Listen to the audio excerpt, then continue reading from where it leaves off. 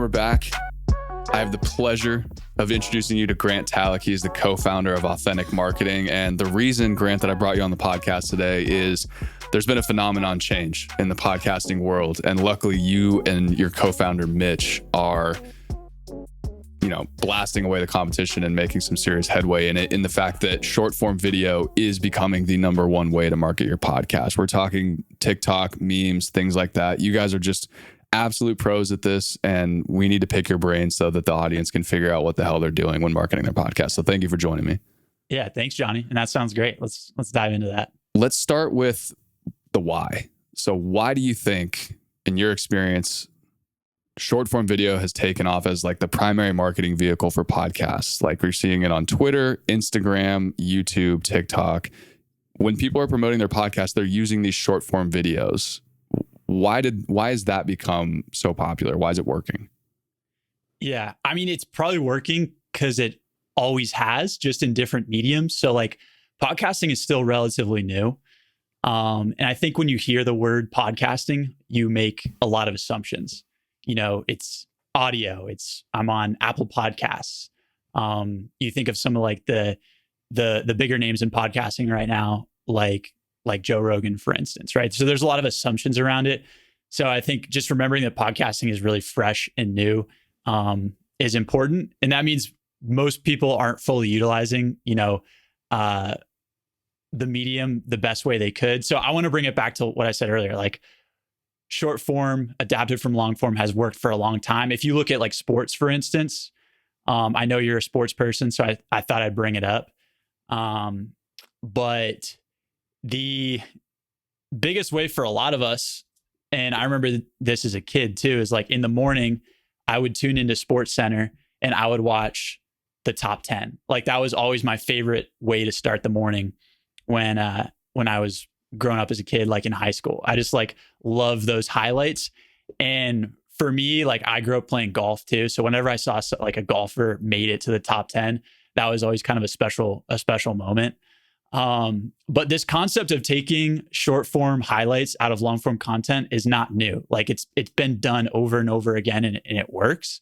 It works in sports. It works in traditional media. It works in like news conferences from the president, right? And press conferences. That's the way a lot of us consume content, is just by watching sound bites. And it's kind of unfortunate sometimes too, because I think you miss a lot of the nuance from that.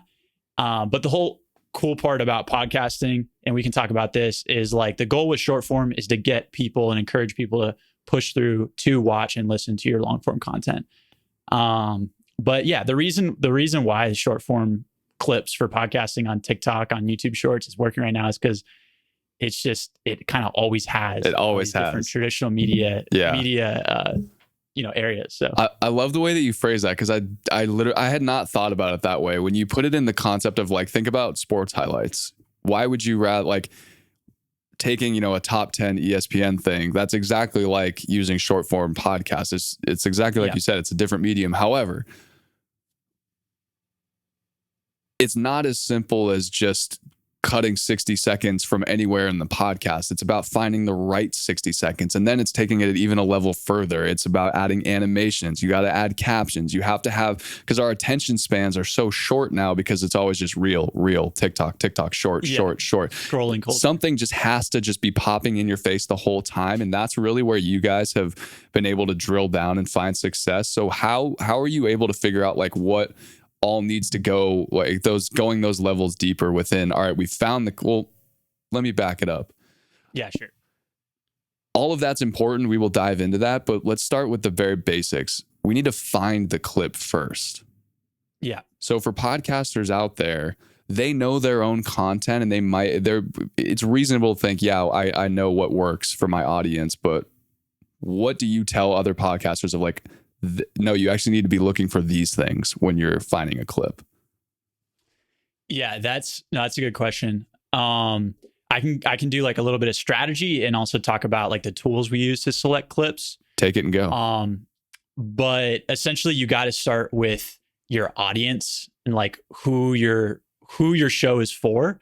And if you're really clear on that, like my show is for recent college graduates that are trying to get into, flipping real estate or something like that.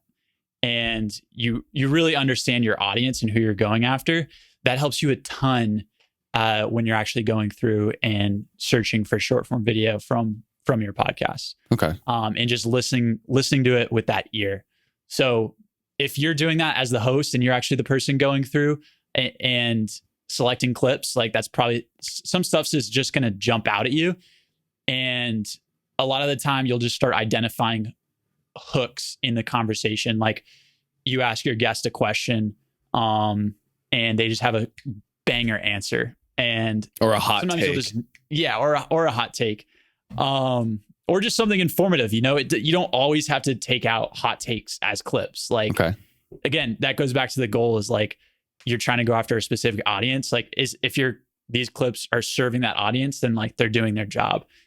If you're just taking out a hot take because it's interesting and it can appeal to anyone and everyone, like that's not really a great long-term strategy. Interesting. Okay, so if you're going for like a more, let's just stick with the real estate thing then. So if you're looking for like a more business like you're narrowing your focus of your audience. So you're looking for the informative clip of like, it's numbers, but it's also presented in a mind-blowing way. Like, this is how much money this person has made by flipping real estate, leaving college, and they're 24 years old, something like that's the banger clip that you're looking for. Yeah. I mean, there's that. I feel like that might be somewhat kind of targeting like the fringe of your audience. And that's something. So in the sense that whenever money is brought into the table, you're kind of going to capture some eyeballs and stuff like that. And money is just one of those hot topics that people want to hear about, not always necessarily associated with your direct audience. So yeah, you kind of have to toe the line too behind having short form content that's like really tailored to that core audience, but then also having stuff that can kind of get people on the fringes as well. Cause you do want to bring new people into your funnel that might be interested in your content and want to learn more. Okay. So for instance, like one way you can emphasize this is if you have a podcast about entrepreneurship or about like podcast marketing, for instance, like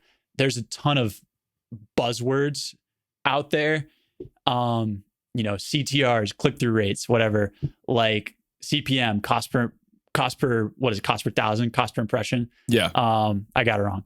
CPM is cost per thousand. Yeah. Cost per thousand. It should be CPT, but it's CPM because cost per milli or something like that. Cost per milli. Right? Yeah. So trying to steer clear of stuff like that and explaining things in the most obvious and simple way. And to you as the expert, it oftentimes it feels too obvious and too clear, but you have to realize that what's obvious for you is probably not obvious to your audience. So we're avoiding jargon. Yeah, avoiding jargon. You can take like some inspiration from, do you know Neil deGrasse Tyson? Oh yeah. He's an astrophysicist. He's kind of buddies with like Bill Nye, right? They're these science communicators. And what both of them are realizing, I've heard Neil deGrasse Tyson talk about before, is that when he started out as an astrophysicist and he was getting interviewed by people, like news stations, for instance, he would do like a 20-minute interview. And then the next day he would go on the news to watch what he, partook in. And they would just share a 10-second soundbite or like a 30-second soundbite. And it was really frustrating for him. But then he realized, okay, this is just kind of the way this situation works with media and with journalism as it is. Like, I'm going to get really good at sound bites. So he would try to take complex subjects and figure out how to explain them in really simple terms and in a short fashion. And that's why Neil is so great, is because he really optimized for that. And he learned through practice, like how to tell compelling stories in a short form way that the news outlets would really want to hone in on. And the most important thing is that like these stories are relatable, like he'll take an astrophysics concept and he'll make it relatable to your daily commute, because that's something most of us do.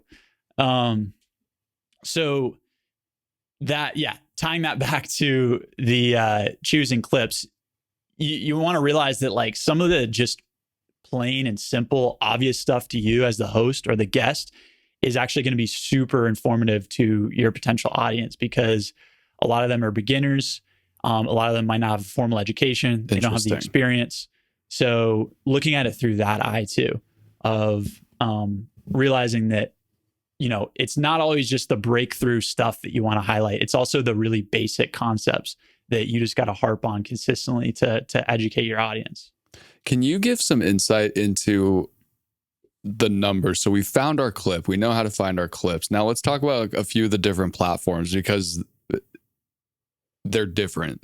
You've got let's take the two big ones. YouTube or three. Let's go YouTube Shorts, Instagram Reels, and TikToks. Can you talk about the time? Like, I know that the length of the video matters. Like, how does that differ across each platform? Yeah. So if you go to like the YouTube Shorts page where they talk about how it all works and stuff like that, they actually explicitly say like YouTube Shorts, they suggest YouTube Shorts being about 15 seconds. Okay. Like that's a direct suggestion from YouTube. I'm not sure if they've changed that. And I'm not sure if TikTok or Instagram actually makes a suggestion for that. But YouTube is literally explicitly saying that. But don't they max out at 60?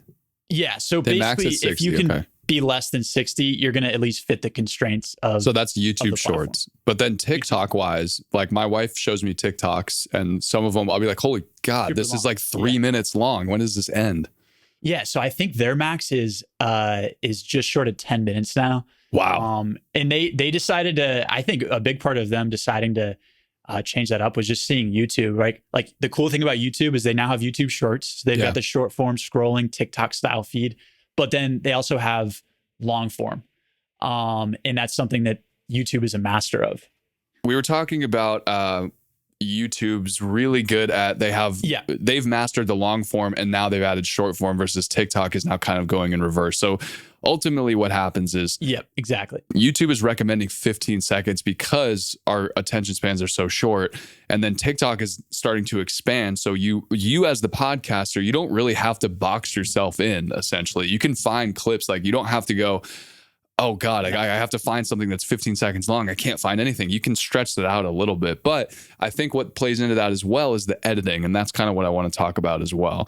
The editing is really important too. We're talking quick cuts. We're cutting out filler words, and you can take a 2 minute long rant and cut that down into 45 seconds. So that's kind of a lens that you have to look into. What do you think about that? Yeah, no, that's really important. And that's to talk about the length thing. Like I wouldn't say you have to have a 15-second video. It has to be 30 seconds or it has to be under 45. You just have to create a video that the way to look at it as if you can keep someone's attention for longer, great, they'll keep watching. And that's where the skill of actually learning to select good clips comes. And also being a good storyteller. Like, I don't know if you've ever gone to a comedy show and someone just absolutely bombs. Okay, awesome. I just saw two comedians bomb like 2 weeks ago, and it was the most cringe, terrible thing ever. It's cringy, and you want to get out of the room, but you can't because it's an in-person studio, and it just would be disrespectful. I don't know. Maybe some people do it. The thing is, on TikTok or on Instagram, you can just scroll. You can just leave the room, literally. But you see an amazing comedian, and you're gripped. You're not thinking about looking at your phone. You're not. So it doesn't matter how long their segment was. They were both an hour or whatever, but one person was super entertaining and they had your attention. And one person you wanted to leave the room from. So I think looking at it that way is like keeping that in mind. Like your content can be as long as you want, as long as it's going to keep people. It's got to be good. It's got to be good. It's interesting how like you're kind of building this funnel, and at the bottom is spitting out a person watching your clip and deciding to go over to your podcast, which is the ultimate goal. But it starts at the top, which is your content has to be good. If your content sucks, that's where you have to start. Then we can get into, okay, how do we find a good clip? And then we talk about editing. So we've kind of started there, and we're building down this funnel. And then the next step in the funnel after you've selected your clip would be, it can't just be a talking head. We're talking, like I mentioned earlier, captions, animations, things like that. What are some of the tools? Are there free tools out there that people can use? What do you recommend, like very bare bones, basic things that anybody can add onto their clips if they're doing them themselves?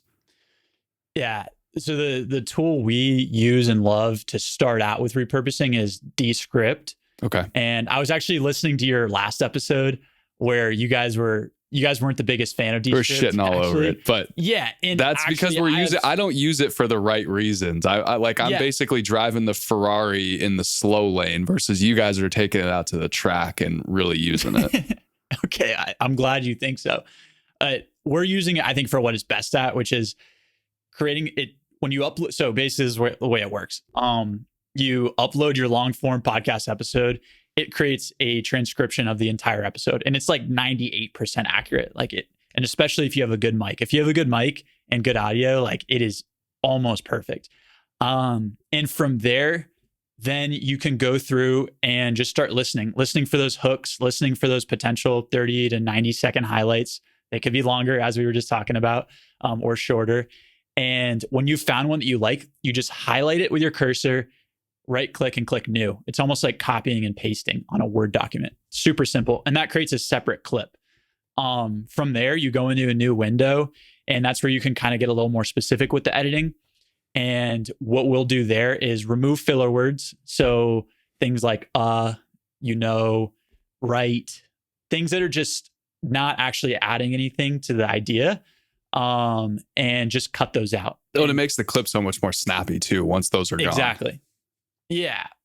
So literally, I just used 2 filler words there. That's something we would cut out. That's okay. This is a long form podcast. We're leaving those. No, and that's true. And in a long form setting, it's okay. We're all humans. Like, we have our own speech patterns. That's one of the things that's cool about us. Like, that makes us unique personalities.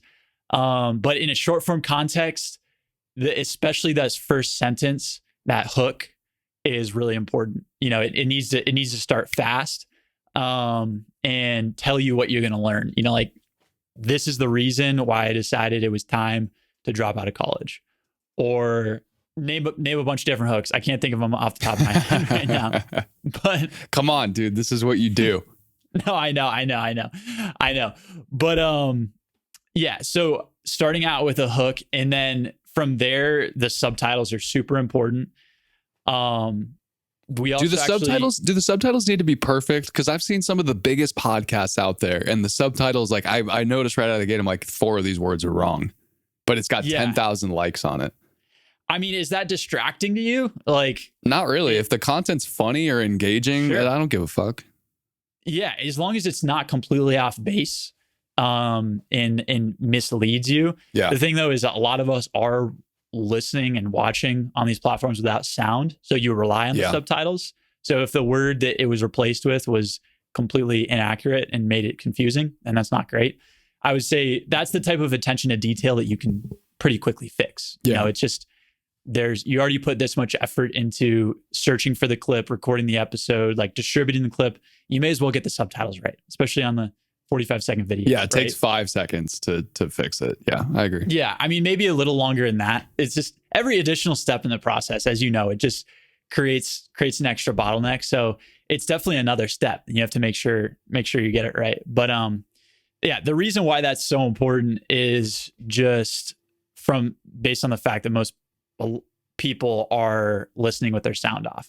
Yeah. And you can still convey a message if you have subtitles. There's obviously people that you can make it more accessible to people that are hard of hearing and things of that nature, which is great, and serve that audience as well.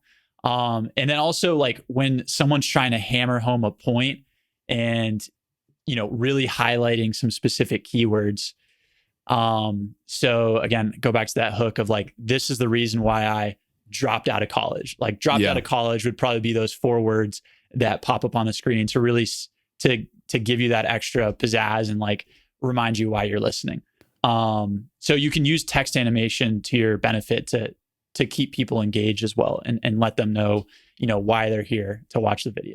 It's so funny you say that, because we're in the process of launching a new podcast, and I've sort of taken on the role of like, so for the video, essentially the client wants well, this podcast will be out now. It's called Masters of Moments. So if you're listening to this, Cool. you want to learn about hotel hospitality, go check that show out. So he wants like a clip at the beginning, and he wanted captions on top of it. And so I found a really great clip. I put the captions on there and I showed it to my wife. I was like, here, what do you think of this? Just to get a totally neutral perspective on it. And she just started blinking like crazy. She's like, there's too many words on it. Like, and she said exactly what she said. She said, cut it down to just the important words that matter. This. And it's so true, because you can throw the captions on there, but it can feel super cluttered if every sentence is totally spaced out and you're reading every single thing. You got to really nail it down.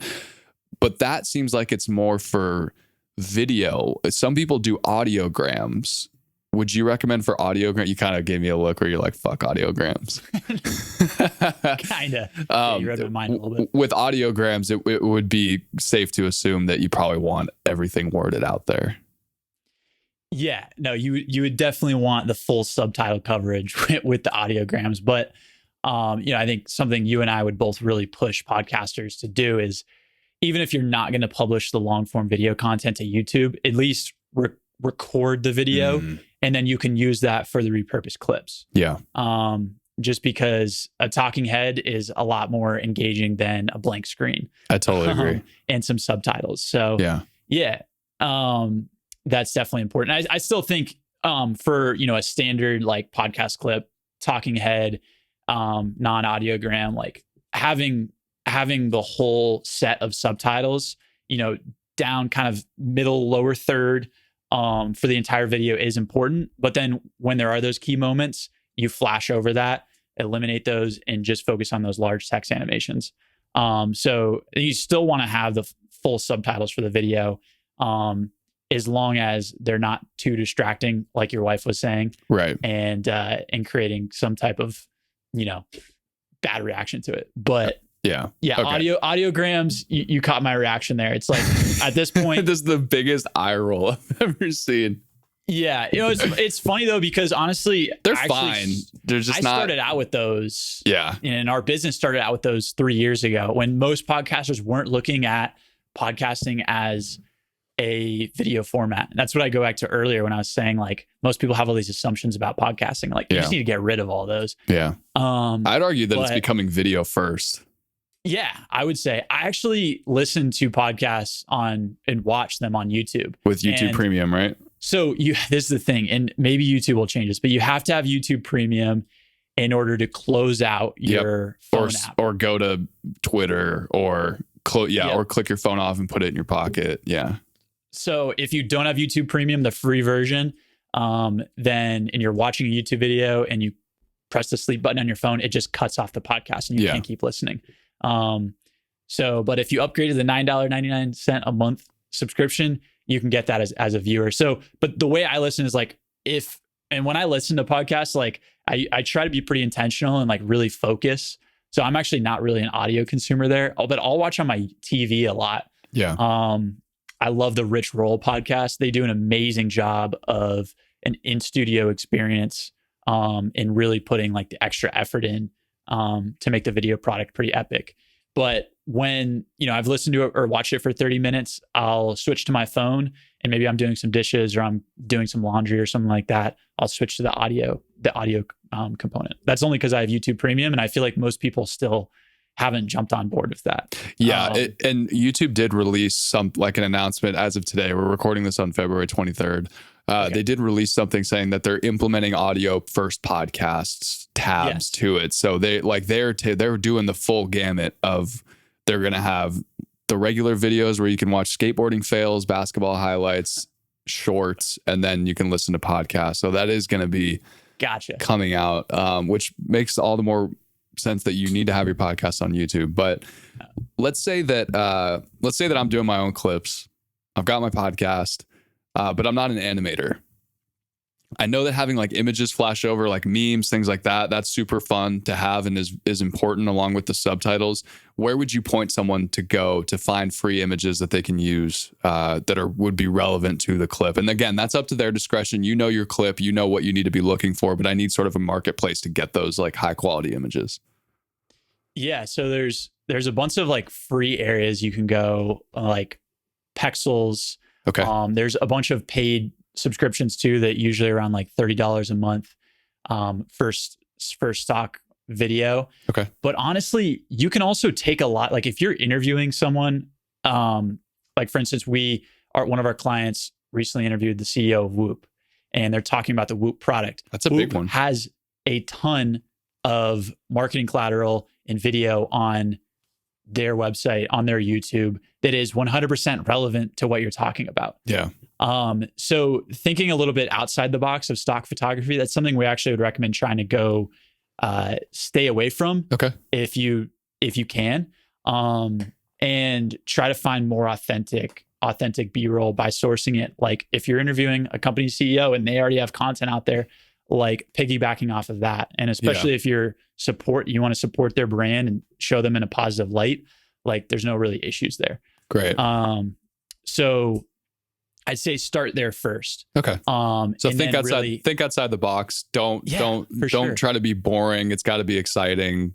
I like that way of approaching it, because people don't think about that. They'll just go, oh, I need a picture to go over it, and we're talking about skiing, so I'm going to go find a mountain range on Pexels, and that's not going to work. Yeah.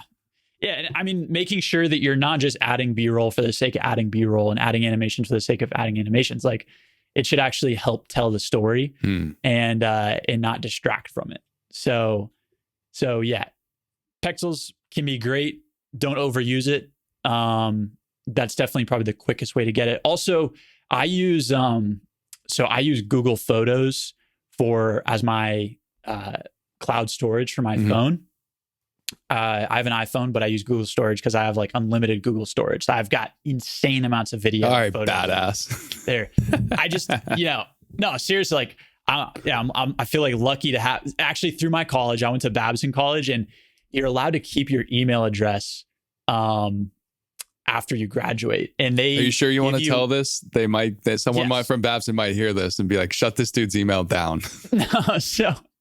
No, this is like, I remember this is one of the reasons, they like advertise this on their website, but that comes with an unlimited subscription to Google Photos. Like you could have insane amounts of storage on there, but they have this new feature, and like Apple's iCloud has this too, but you can search for like mountains on your phone. Yeah. And it'll show you all the videos and photos you've taken of mountains or of the ocean, or, that's awesome. And ideally there's something that you're actually in, and you can use custom B-roll there. So, think outside the box there too. Like use some stuff that you've actually recorded. Yeah, that's true. And even, spend a day too, maybe in your studio or in your office, just recording some potential B-roll of like you at your computer, or you recording a video, you editing a show, whatever. That can be helpful. So yeah, thinking outside the box there is super important. You can very clearly tell when someone is using stock video. So they're not putting it comes off as them not putting any effort into it. Okay, that's fantastic. I did not expect to get something that tangible out of it, so I appreciate that. Good. So there's this tweet that I've been sharing out on my Substack, and it's just really caught my eye. It was from the head of growth at My First Million, Jonathan Barshop. So he quote tweeted a tweet of this guy who says, one thing I will say is TikTok has been hilariously bad, so far at least, is driving any newsletter signups. After 10 million views, the Substack that I've gotten are 32 subscribers. So that's the tweet. And then the head of growth head of podcast growth, Jonathan tweets, he says, it's the same for podcasts. In the last 120 days, My First Million podcast has gotten 17 million views on TikToks and 1,300 downloads for their podcast from those 17 million views. So the argument could be made that for TikTok specifically, I think it's great I think YouTube and Reels, I think it works. I think the conversion rate is good. But he's saying that the conversion rate on TikTok is 0.01%. How would you argue that? Yeah, honestly, it's not that good. But they've also built a successful TikTok following based on their podcast, and they've built a successful channel there, which is great. And they can do a ton with that channel. Yep. And you have to also realize that we all know TikTok, right? It's hot, but it's a scrolling feed. Like this is how people consume the platform. People very rarely go to their profiles, and oftentimes you don't even follow creators that you want to see more of their content. Like you just like them. You like the one that you like. Yeah. Exactly. Or TikTok knows how long you're watching it for, and they can recommend other content for you. So there's not always a lot of interaction that happens on TikTok. But nonetheless, they created a successful channel that they can adapt. They can start posting different types of content there. And maybe if they actually had more clear calls to action and they created some additional video content that was more scripted, or was it expressed like, hey, you can actually check out our newsletter or check out our podcast on these platforms. Like, I'd be surprised if they've done that yet. But there's also just a platform issue here. Like, in YouTube's, I think, trying to fix this with, like, they've got the long form, they've got the short form. But even if you're on YouTube Shorts and you watch a podcast clip and you want to listen to the entire episode, you have to click on their profile and then you have to find that video. Yeah. And that takes a little bit of friction. It might take 10 seconds. Wow, ton of time. But you actually kind of have to work for it a little bit. So when YouTube can figure out how to, if you're interested in, this podcast episode, just directly link you from that YouTube short to that full video. Full length. Yeah, that's a great idea. And it'd be seamless. Like, maybe you even jump right in at that point in the conversation. Yeah. Well, you made There's definitely something there. You made the same argument that I did on the Substack when I was talking about that specific tweet, was that they've built up a huge page. That's the goal. They got eyeballs. It doesn't matter that it's not on the podcast. They got eyeballs. They got what the short form video was trying to do. They got attention and they're getting followers for it. And that ultimately helps them, regardless of whether it's on TikTok or it's going to their full length podcast. So I think the argument is you should be doing those short form videos regardless of whether the conversion rate is 0.1% or 110%. It's going to get eyeballs, and you're being silly for not, you're creating the content already. It's silly to not take that extra step and try and pull more out of it. Yeah. I mean, people got to think outside the box, like, and look at their podcast, not just as a show and just as an audio, like, only thing, and realize that it's about building like a media engine, and there's a lot of ways you can go with that. And so, it's pretty sweet. They've been so successful on TikTok, and now they can take that in its own direction.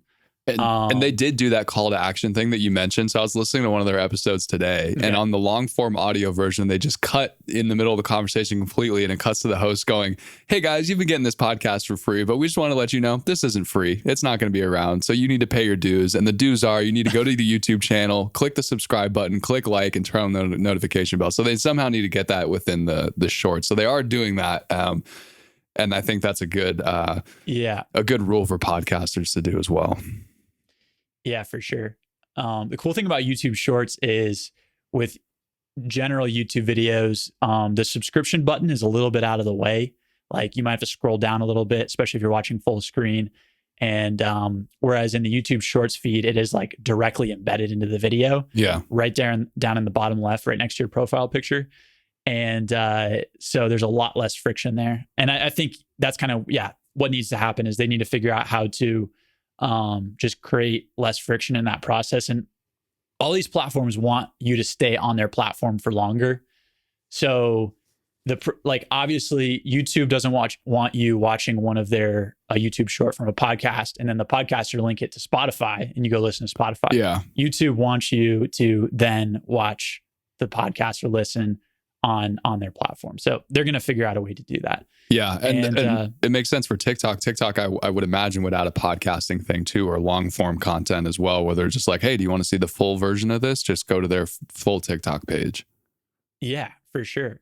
And it seems like they've already made some strides to try that. I don't have TikTok, so I don't know. Yeah.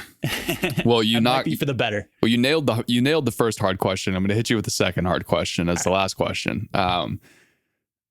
So there's this question that I want to answer, and it's kind of like this revelation has come to me over just the last couple interviews that I've done, and the goal is to find out what makes a great podcast. And we've got the funnel that we built throughout this conversation, and the top of the funnel is your content needs to be good.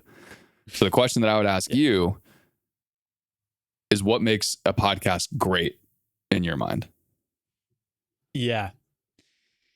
I think it doesn't have as much to do with views or it's like perceived success, but what I would say is really when a podcast has served a new topic and a new audience and brought that together and become like the go-to show for if I need help with this specific thing, then that's where I'm going. I can think of like I recently got big into disc golf, and I think we may have mentioned this recently, or I mentioned this last time I talked to you, but disc golf media, like it's a new sport, it's a niche sport, right? Like similar to maybe pickleball, where it's like picked up a ton of steam in the last 10, 15, 20 years. And even more so in the last few years. And those sports were not promoted by traditional news outlets. They're not on Sports Center, maybe rarely, but they're not, picked up by NBC and like all these traditional sports have, like football, basketball. Those sports have their media has been really built on the backs of YouTube, which is really exciting because, as you and I both know, like that is where content is headed. And these traditional media companies have an uphill battle competing against the creators on YouTube and the companies who are really thriving there. So I listened to this disc golf podcast called Foundation, and they just saw a gap in the market where there was a lack of content in the disc golf space, especially in terms of like talking about professional tournaments and things of that nature. And they just did a great job of being consistent, creating really fun, entertaining content. They did it for years, and they became the go-to like news source in that niche.